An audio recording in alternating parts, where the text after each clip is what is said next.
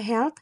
Sa video na ito, pag-uusapan natin kung bakit napakalaga ang pagkain ng salmon araw-araw. Tara, samahan niyo ako. Alam niyo ba ang salmon ay isa sa pinakamasustansyang isda na pwede natin kainin? Ang salmon ay isang uri ng isda na kilala sa malas at mamantika nitong laman. Ito ay kabilang sa pamilyang Salmonidae at karaniwang matatagpuan sa hilagang bahagi ng Atlantiko at Pasipiko na karagatan. Maraming uri ng salmon, ngunit ang ilan sa mga pinakakilala ay ang Atlantic salmon o Salmo salar, Chinook o King salmon, Coho, Silver salmon, Sockeye, Red salmon, Pink salmon at Tume salmon. Mga katangian ng salmon. Ang laman ng salmon ay kadalasang kulay rosas hanggang orangey reds dahil sa astaxanthin, isang uri ng antioxidant na makikita sa kanilang dieta. Ang mga salmon ay anadromous, ibig sabihin ay ipinanganak sila sa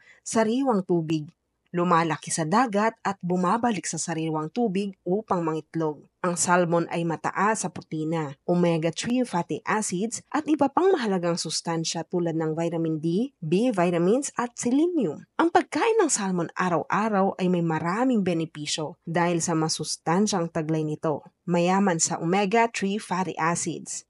Ang salmon ay mayaman sa omega-3 fatty acids, partikular na ang EPA at DHA, na may maraming benepisyo sa kalusugan tulad ng pagpapababa ng inflammation, pagpapabuti ng brain function at pagpapabawas ng panganib sa sakit sa puso. Ang omega-3 fatty acids ay isang uri ng polyunsaturated fat na mahalaga para sa kalusugan ng tao. Hindi ito kayang gawin ng katawan kaya kailangang itong makuha mula sa pagkain.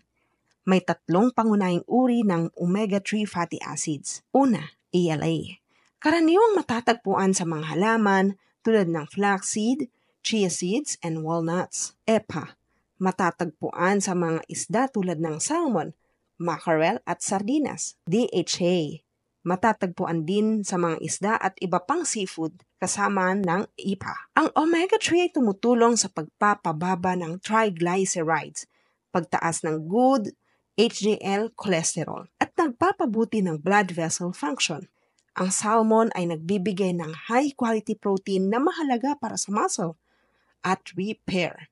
Malaga rin ito para sa paglaki ng development ng katawan. Ang salmon ay naglalaman ng iba't ibang bitamina at mineral tulad ng vitamin B12, vitamin D, selenium at potassium. Ang vitamin D ay mahalaga para sa bone health at immune function, habang ang B vitamins ay tumutulong sa energy production, antioxidant properties. Ang salmon, lalo na ang wild-caught, ay naglalaman ng astaxanthin, isang potent antioxidant na nakakatulong sa pagpapababa ng oxidative stress, pagpapanatili ng healthy skin, nagpapabuti din ng mood at mental health.